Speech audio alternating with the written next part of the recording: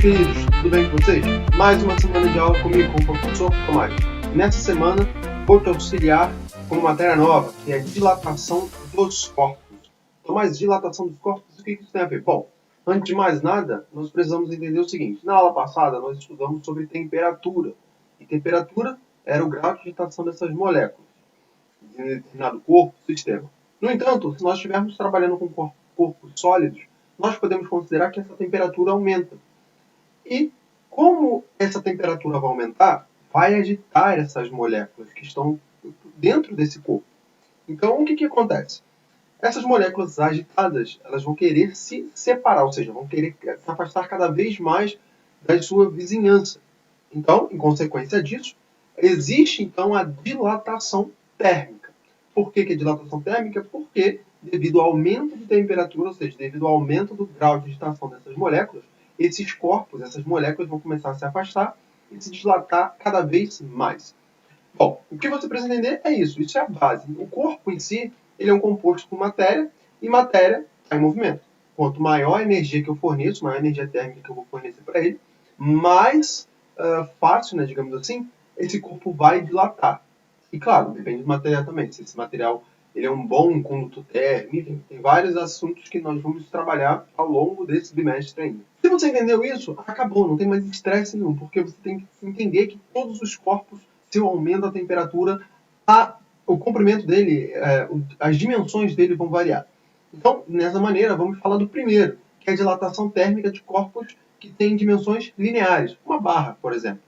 Então, se eu tenho uma barra que tem um comprimento definido, tem a propriedade característica desse material, e eu aumento a temperatura desse cara aí, essa barra tende a dilatar. Exemplo claro disso, se você nunca viu, você joga na internet aí que você vai ver um monte de casos. Existem dois casos muito peculiares, e eles são muito fundamentais para entender. O primeiro deles, se você for numa linha férrea, você vai ver que existe espaçamento entre os trilhos. E você acha que esse espaçamento foi mal feito? Ou, fizeram por fazer? Enfim, não tem, não fizeram por fazer. Tem uma explicação plausível e muito prática. Mas por que, então, tem essa separação entre esses trilhos? Sim, eles consideram que se a temperatura for muito grande, muito alta, esses trilhos vão se expandir. Então, eles vão ocupar um determinado espaço. Só que, à medida que esse trilho vai se expandir, os dois vão se expandir, né? Então eles vão se deformar, né? Quando começar a colar um no outro, então começa então essa deformação. E aí por isso que tem esse espaçamento, para evitar com que esses corpos, esses trilhos se toquem, e aí então, se a temperatura aumentar cada vez mais, faça deformação nesses trilhos, e aí você acaba gerando um caos muito maior. Outro exemplo disso, que fica muito fácil de você entender, é que se você olhar os postes, existe uma determinada barriga nos fios. Então o fio não é totalmente esticado. Tomás, mas se o fio fosse totalmente esticado, se aumentar a temperatura, então ele aumentaria. De fato é. Só que em regiões frias, eles colocam essa barriga exatamente para evitar o rompimento do fio. Então, se o fio, se a gente aumenta a temperatura, faz com que as partículas se afastem. Então o corpo vai se dilatar. No frio, né, com a ausência de calor, e isso a gente vai ver lá para frente, com temperaturas mais baixas, as partículas elas vão querer se aproximar cada vez mais. Então, o fio, por não ter essa barriga, ele vai acabar rompendo. Então, essas são as características básicas da dilatação. E é linear, porque a gente vai considerar a dilatação somente em um eixo. Em uma única dimensão. Então, por isso que é linear.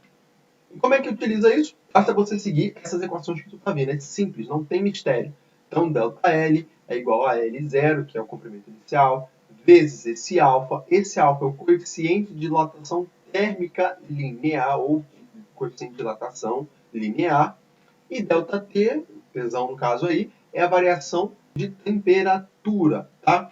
Em alguns livros você vai ver tesão, outros vocês vão ver o θ, não importa. O que você precisa entender, isso aí é a variação de temperatura.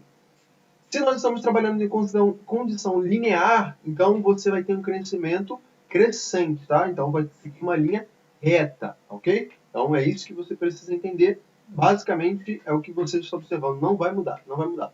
E se você entender isso aí, aqui para frente, basicamente é a mesma coisa. O que vai mudar são as dimensões. Como assim? Se existe se existe a dilatação numa única direção, que é a linear, pode existir também a superficial e a volumétrica. E qual é a diferença de um para o outro, mais? Que agora você vai dilatar em 2 dimensões, no caso superficial, ou em 3 dimensões, no caso volumétrica.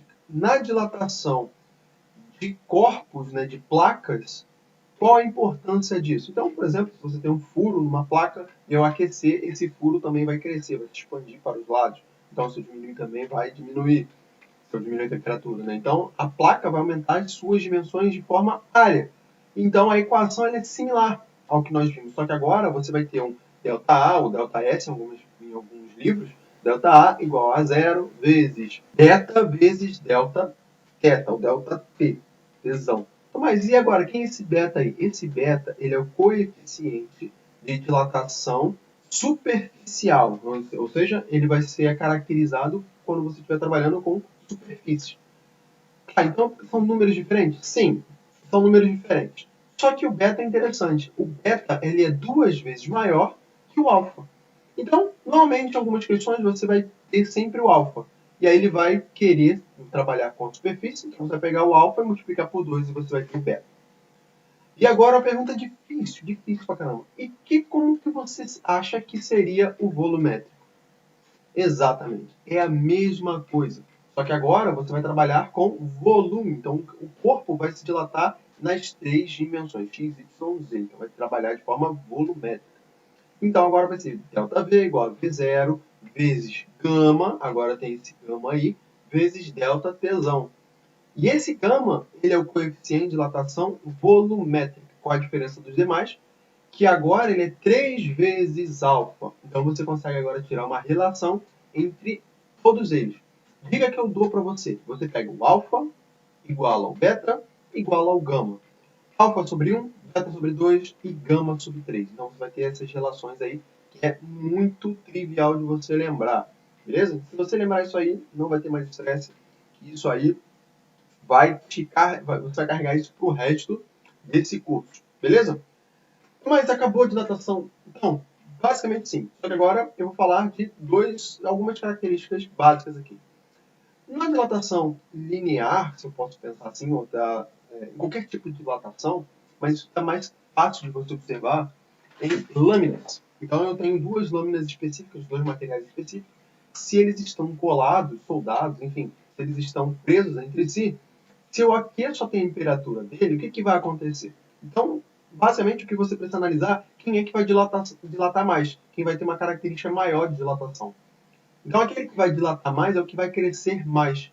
Então, esse que vai crescer mais, ele vai fazer com que a barra encurve. Então, o que acontece? Ele vai crescer tanto, só que o que vai crescer menos, né, o que vai dilatar menos, ele vai puxar, ele vai impedir o crescimento do outro. Mais ou menos aqueles caras invejosos, sabe, que você conhece aí. Então, o cara que está crescendo muito, tem um cara que fala assim, não cresce tanto assim não. Então, faz com que o outro encurve. Então, as lâminas têm essa característica. Se eles estiverem grudados, se os dois forem aquecidos com a mesma variação de temperatura, ambos vão crescer, só que um mais que o outro, e isso vai fazer com que as lâminas se encurvem. Outro ponto que vale analisar com relação à dilatação é relacionado à dilatação dos líquidos. Então, até agora, nós trabalhamos com os sólidos, e agora nós vamos falar sobre os líquidos. Mas acontece dilatação dos líquidos? Sim, acontece. Principalmente com material, metal líquido. E aí você sabe que eu estou falando do mercúrio. O que acontece? A dilatação dos líquidos, ele funciona um pouquinho diferente. Por quê? Porque agora você vai ter que considerar o líquido dilatando e você também vai ter que considerar a superfície ou recipiente que armazena esse líquido. Por que isso? Porque todo mundo vai crescer no sistema. Então, nessa brincadeira, o que você vai ter? Você vai ter uma dilatação aparente, um volume aumentado, digamos assim. E aí vai ter na figura representada por isso aí. Então, mas qual a importância disso? Bom, existem os caras aí que são malandros. O pessoal que trabalha com posto aí, posto de combustível, você provavelmente já viu em algum momento que esses caras, eles abastecem o posto, né? Vem a carga e tudo mais, e vai reabastecer o posto, não é em qualquer horário. Eles reabastecem num determinado horário. E qual é esse horário? Normalmente está para noite e madrugada. Por quê? Porque a gasolina em si ela tem um comportamento de dilatação muito fácil. Então, se eu aumento a temperatura, a gasolina vai ter um crescimento aparente. Ela vai parecer que tem um volume maior, mas não é. Não se engane por isso. Então, é por isso que preferencialmente se reabastece os postos de combustível em temperaturas mais baixas, para que o líquido permaneça com o volume mais próximo que ele tem que ter. Então, para que não haja perda ou prejuízo pelo comprador desse combustível, então, normalmente, eles compram esse combustível em temperaturas mais baixas, reabastecem o posto com temperaturas mais baixas.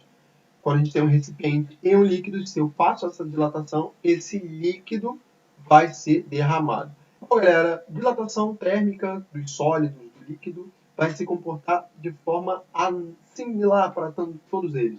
O que você precisa entender é quando vai ser linear, quando vai ser superficial, ou seja, característica, e quando vai ser volumétrica. E aí, quando você entender isso, as aplicações são idênticas, não vai mudar. É bem simples, é a aplicação direta. Beleza? Então, galera, essa foi a aula de hoje. Espero que você tenha aprendido. Se você não aprendeu, me procure para que eu possa ficar de mais. Então, de todo modo, muito obrigado pela sua atenção e até a próxima.